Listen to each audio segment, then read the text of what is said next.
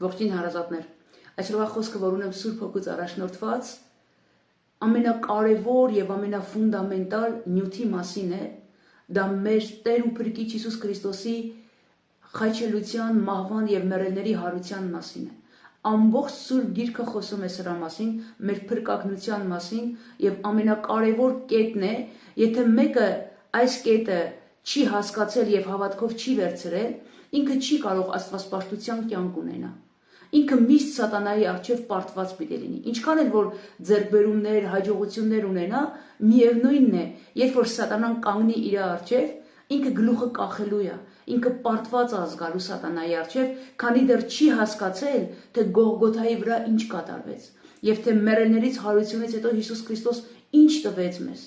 Շատերը մտածում են, որ Հիսուս Քրիստոս սատանայի մոտ էր ինքնահաստատվում եւ իր զորությունն էր ուզում ցույց տար սատանային։ Սիրելիներ, Հիսուս Քրիստոս պետք չուներ սատանային որևէ բան ապացուցելու, քանի որ սատանան, մինչև հակառակորդ ու սատանա կոչվելը, ինքը երկնքում քերովբեն էր, եւ ինքը կանգնած էր Տիրոջ գահի առջև, եւ ինքը իր աչքերով տեսել է Տիրոջ փառքը, Տիրոջ գահը եւ ծառայել է Հիսուս Քրիստոսի առջև։ Բայց իր հպարտ սրտի պատճառով ինքը վտարվել է երկնային արքայությունից։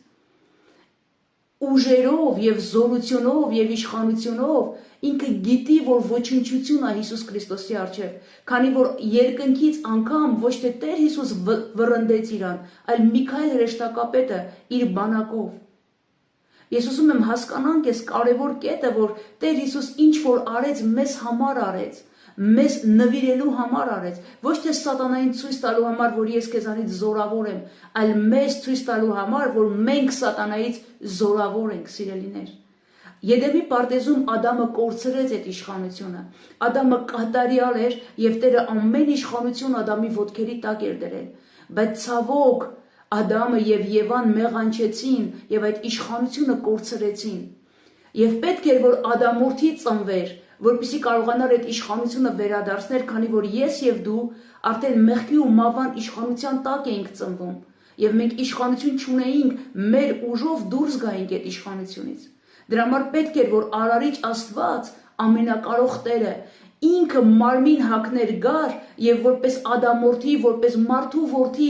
ջախջախեր սատանայի գլուխը։ Եվ Տերը ջախջախեց, եւ Տերը տապալեց սատանային, եւ սատանայի գլուխը դրեց իր ոտքերի տակ եւ ասեց. «Իմ ժողովուրդ, ուշադիր եղեք, այս հաղթությունը ձեզ համար է»։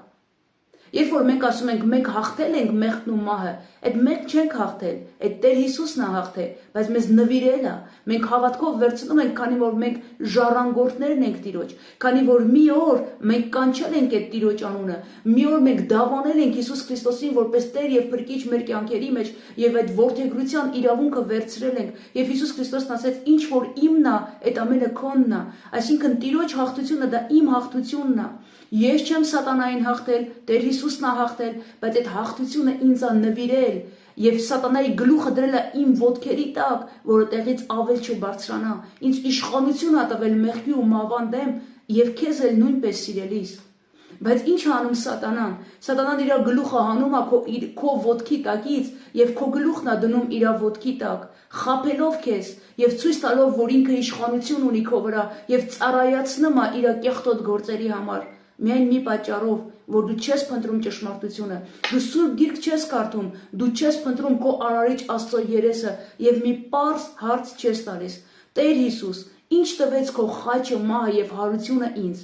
Ինչի պիտի ես ուրախանամ դրանից, որ մեզ համար Փրկիչ ծնվեց, որ մեզ համար Փրկիչ խաչվեց եւ հարություն առավ, ինչի պիտի ես ուրախանամ։ Փնտրեք, որպեսզի գտնեք ու հասկանաք, որ սատանայի գլուխը ձեր ոտքերի տակ է, սիրելիներ, եւ այդ հաղթական կյանքը ապրեք, մի թողնեք, որ սատանան խաբի եւ իշխի ձեր վրա եւ որպես իշխանավոր ձեր հետ շփվի։ Երբ որ ես Տիրոջը եկա եւ ես էլ կապանքների մեջ էի եւ երբ որ Տիրոջ զորությունը հասկացա եւ ասեցի. Տեր, եթե դու խաչվե մահացել ու հարություն ես առել ինձ համար, ինչի պիտի ես այս կապանքների մեջ լինեմ։ Տերն ասեց, որովհետեւ դու ճշմարտությունը չես ճանաչում։ Եվ երբ որ ես փնտրեցի ինչ տվեց Քրիստոսի խաչը ինձ, մահն ու հարությունը, ես հասկացա, որ ինձ հաղթություն տվեց եւ ես կատարելապես ազատագրվեցի սատանայի բոլոր ստերից եւ այն բոլոր յարլիկներից, որ իմ ճակատին էր կպցրած, որ սա է քո ճակատագիրը։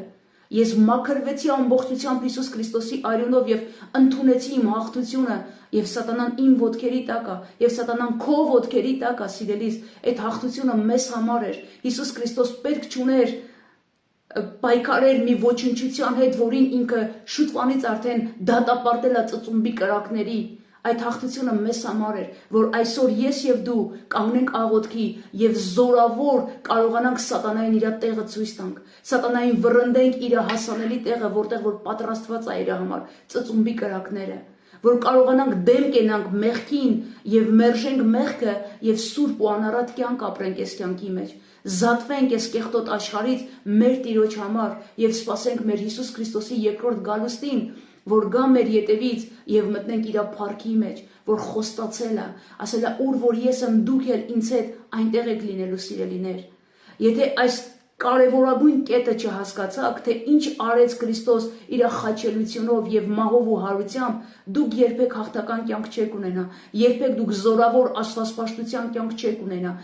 Այս կետի վրա է, բոլոր աղոթքները դիր մի կողմ, միայն սրա վրա աղոթի։ Տեր, ինչ տվեց քո խաչը, մահը եւ հարությունը, բացի իմ միտքը, բացի իմ սիրտը, որ ես հասկանամ, եւ Տերը կայցելի եւ կբացի, ինչպես որ մի օր ինձ տվեց այդ ճշմարտությունը եւ այդ հաղթությունը, եւ այդ հաղթությունը հավիտենականը, սատանան երբեք չի կարող գողանա քեզանից։ Եթե Տերը բացի քեզ, սատանան երբեք չի գողանա քեզանից։ Աղոթք արա, սիրելիս, որպեսզի հաղթական ապրես Հիսուս Քրիստոսի անվան փառքի համար այս երկրի վրա եւ գալիք հավիտենականության մեջ ապրես քո հորը ժառանգության մեջ։ Դու զորավոր ես Հիսուս Քրիստոսի անունով։ Տերը քեզ հաղթություն ա նվիրել, ոչ թե պարտություն։